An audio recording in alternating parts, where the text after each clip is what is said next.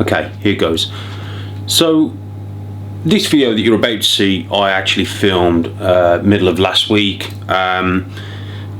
Since then, Nerd has released a video which I feel covers everything perfect.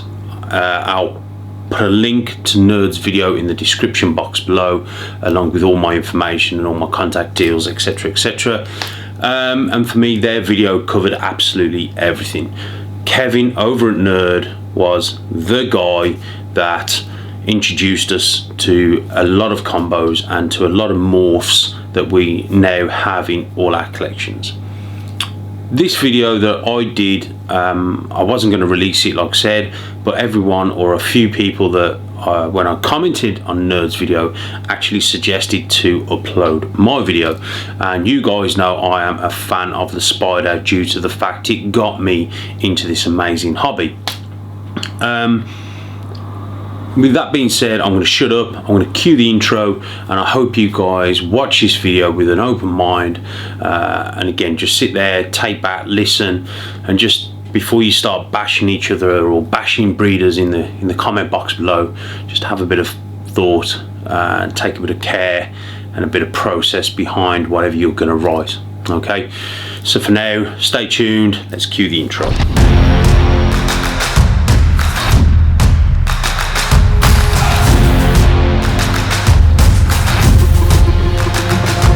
How's it going, everybody? It's Gavin from Barczyk, and as you can see, I'm back, and this is going to be really controversial, what we're going to be discussing today and what I want to discuss.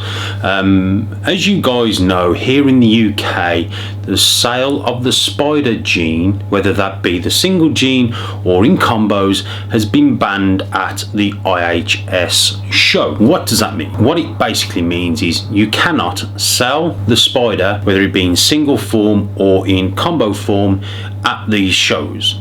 It is not banned. It is not banned in the UK. So what does that mean for the Spider gene and the future here in the UK? Well, for me, it means absolutely nothing. I need to clarify a few things, and first and foremost is a lot of people have bashed on breeders for breeding the Spider gene for money, or for it to be, you know, some sort of cash reward. And you know, let's just get a few things straight. Back in the day, the Spider gene was expensive. Nowadays, it's not. A single gene Spider here in the UK, you're looking around about £40, give or take. There is no way, I mean this with the greatest respect, there is no way that I am going to breed loads of spiders to produce loads of spiders to breed for money. That's just not my thing. And what I try and do is educate the new people coming into the hobby regarding the right way, I feel, to maybe move forward in the hobby. Let's say money, there's different sides of the coin. Money in the hobby, some people look at it as a hobby, some people do this as a business, and there's nothing wrong. Hobby is business, hobby, business, it makes no odds. For me, I am a hobbyist breeder. I breed for my collection, I breed for my projects. So if I want to breed a particular animal and that animal has a Spider gene in it, take it from me, it's not to do with profit or making money. What that is because for me the Spider gene was, you know, we're talking 20 years ago plus, maybe a little bit more, that the Spider gene was actually brought in from Africa by Freedom Breeder and Nerd, and a few other people were involved. I'm not really going to go into the whole how it all came about, but for me, when I saw the Spider crossed with a pastel and it made that bumblebee, that blew me away. And for me, that's what really drew my attention to the hobby. Drew my attention to, you know, I wanted to produce a bumblebee. I owe it to the Spider gene for getting me into the hobby. If it wasn't for that gene and seeing that bumblebee, I probably would have just completely you know, don't get me wrong, I was a keeper, I kept reptiles and I kept lizards, but it was the Spider gene that really opened my eyes up to this wonderful hobby that we now are in. And I've got to give it its praise, it's thanks, and for a lot of people out there, it has also got you guys involved. For me, breeding the spider gene or working with the spider gene, there's a few things I look for. All my girls that I have, whether it be combos or a single gene that's het for something, have or show zero head wobble. I'm not going to stand here and say the head wobble is disattached from my spider girls. What I'm saying to you is, I know there's papers out there by leading biologists, doctors, whatever, and they've done their tests and they've done their results and they've come up with this conclusion and this, that and the other, and that's fine, and I appreciate, and it is what it is. But all I can say is we are constantly defying the laws of science. We're doing things and we're seeing things that we never thought we'd see or do before, in our lifetime. People thought the world was going to end in 2000, the millennium, and guess what, we're still here. So for me, I like to keep an open mind. I feel I'm a responsible breeder. I feel I don't breed a spider with head wobble, and there's also a lot of people who are saying, what sort of life has it got with a head wobble? Well, everyone that I know who have spiders with head wobbles all say the same thing. Their spiders feed and grow and thrive perfectly fine. It's very similar. I don't work with a caramel gene, and the caramel gene is renowned for kinking. I don't work with that because I don't want to have kinked animals. Plus, I also have an ultramel. To me, an ultramel is, my opinion, is better than a caramel. The colours are a bit more vibrant, and especially with the line that I work with, tends to be that little bit, it just tends to glow a lot more. And for me, the ultramel, you have no problems with kinking. Last year I recently hatched a pastel banana with a slight kink in its back. I gave that to a young lad called Drew. He was really fascinated with snakes, and I gave it to him as a bit of a responsibility. It's teach our kids and the kids around us responsibilities, and Drew is doing an amazing job with his little banana, bless him, and the animal is thriving and this and the other. That animal, for me as a breeder, will not be bred. He is a pet, and Drew adores him. What I'm trying to say is, even though there are breeders or people out there in the past, maybe even the present, who have maybe done things incorrectly, it doesn't mean all of us are that way. It doesn't mean that we're all, money grabbing, stitching people up, selling this as a het and it's not really a het, selling animals who are deformed and we didn't tell people. We had the issue with the desert gene. People invested heavily in the desert gene, but a lot of people knew that the females don't or won't reproduce, but they still sold the gene. I'm not one of those guys, and I'm pretty confident there's a lot of people out there now who, with the help of YouTube and a lot of the great people out there, great breeders out there, we're educating people in not only in genetics and breeding, but also how to be responsible breeders. And I know there's going to be a lot of people who are going to jump on the comments below and start bashing and this and the other, and if you was a responsible breeder you wouldn't be breeding. Guess what, I've heard it all before, and that's fine. You have your opinion. The one thing I won't do is I won't stand there and push my opinion on you. It's up to you at the end of the day what you want to do, and I won't think any less of you or any more of you if you decide to breed or don't breed the spider gene. It has to be your decision. But I want you to bear in mind a few things. Super cinnamons have a jaw, a duck-billed jaw. Super lessers can have bug eyes. Caramels have kinks. There's other animals out there, other morphs, like some spot nose or super spot nose, sables, super sables. There's a few, hidden gene woma. There's other genes out there that carry the head wobble. I have also produced a pastel with a head wobble.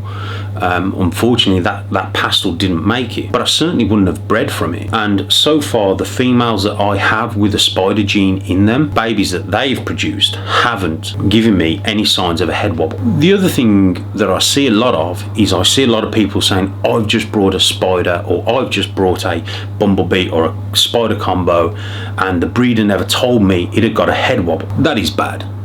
Or the breeder hasn't made me aware that the spider gene carries this head wobble. That is bad, because now we as breeders aren't doing our job correctly, and we're not educating the new people who are coming to buy those animals. And I feel that really lets us down as breeders. The flip side of that is someone who is just going out and buying an animal, that could be a snake, a dog, cat, a reptile, whatever, without doing research. That is also very irresponsible. Research. And I see so many people slating the spider gene, slating people. Brian Barczyk, did a video, and he really sort of got slated on that. And that's life. There's keyboard warriors everywhere, and that's fine. This isn't me kicking off. This isn't me, you can't ban the spider gene. A few years back, I did a petition in not banning the spider gene at the IHS show. My whole point of that petition was, let's regulate the breeders, and I mean that with great respect. So what I'm saying is, the breeders who are selling animals who have come straight out the egg, or have mites, or have a respiratory, or are underweight, or are selling them as 3 months old when really they're just a month old, and saying that they've had 5 feeds and they haven't had 5 feeds. Animals that are maybe underweight, isn't that just as important as selling an animal with a head wobble? I don't know. Tell me your thoughts. Put them down in the comment box. Please don't bash each other. This isn't a bashing match. This isn't people kicking off. I'm just saying to you guys, let's be honest. There's other issues that needs to be addressed. And for me, with that petition, it was almost like I didn't want the spider gene banned. I wanted us as responsible breeders to be responsible, and I wanted the IHS to do their job, which was to regulate the good and the bad. A scoring system. 3 strikes, you're out. You're banned for a year. Whatever. That to me seems to make sense. And again, guys, this isn't to do with money. There is no money in the spider gene, and I mean that with the greatest respect. You can make a spider combo and it blows your mind. If it wasn't for that spider gene, would it have been that mind-blowing? Would it have been that, wow, look at that? So what I want you guys to take from this is just sit on the fence, look over both sides of the garden. Don't jump on one bandwagon or the other. Just sit on the side of the fence. That will make you a wiser person. For someone who can take from both sides of the discussion, is surely going to be a wiser person. And again, it's all about being responsible.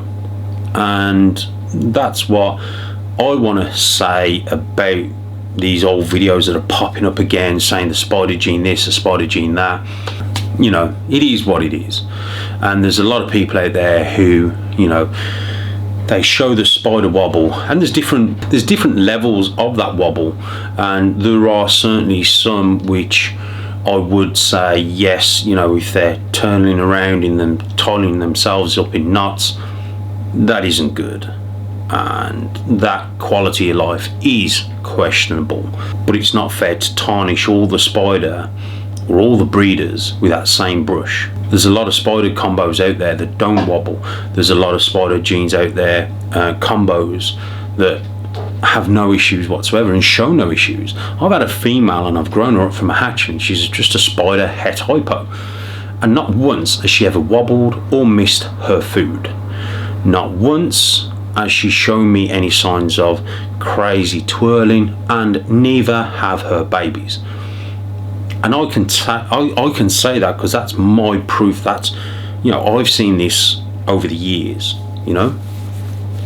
We've baffled science before with a sex-linked gene in the banana, And believe it or not, there is a sex-linked gene in cats. You'll find a lot of ginger cats are predominantly males. I'm no cat expert. I'm just saying to you, this is stuff that, you know, is out there that we can see, and I'm not discrediting any biologist or person or doctor who's ever written a paper on the spider wobble. I'm just saying, maybe we should keep our minds open. Maybe we should just look at it from a bigger picture, and maybe we should respect each other as opposed to attacking and tarnishing everyone with that same brush. Okay, so guys, I know it was a little bit controversial, and again guys, you're all free to have your own opinion. The only one thing I ask is that you don't start bashing each other down in the comment box. This isn't what, for me, this isn't what this channel's about. It's about education. It's about opening people's eyes. It's about, you know, trying to get people to welcome each other into the hobby or into the community. The world is a better place if we just talk and get things and sort things out, as opposed to attacking each other, you know. So there we go. I've ranted on enough about this, and this is just my thoughts. So guys, if you wouldn't mind doing me a quick favor, hit that notification bell. If you like the content, please watch some more videos, and if you still like it, please feel free to subscribe. It does mean the world to me. Also smash that like button if that's what you're into, and also please leave a comment in the comment box below. I really do love your comments. So there's also information in the description box below. If you click on that, you'll see some various ways you can contact me, or follow me on social media. All that good stuff's all there. Okay, so for now, thanks very much again for all your support and your patience over the past few weeks. I love and respect you all. Take care, and I'll see you in the next one.